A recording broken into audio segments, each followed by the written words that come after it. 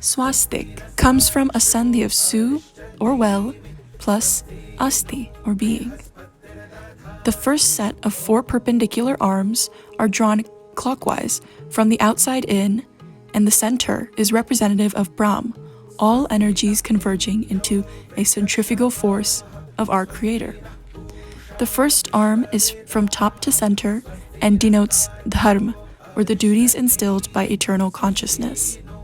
The second arm is from the right to center and denotes arth, or values or earnings. The third arm is bottom to center and denotes kam, or desires.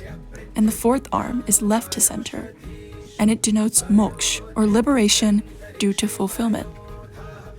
After muktis or mokshas, the next 4 special experiences which can be felt are depicted as a second set of 4 arms drawn next.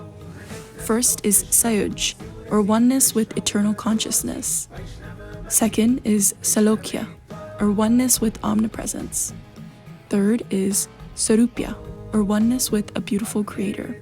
And fourth is samipya, or oneness or closeness with our creator. These fulfilling experiences are then drawn as a third set of 4 slant serifs.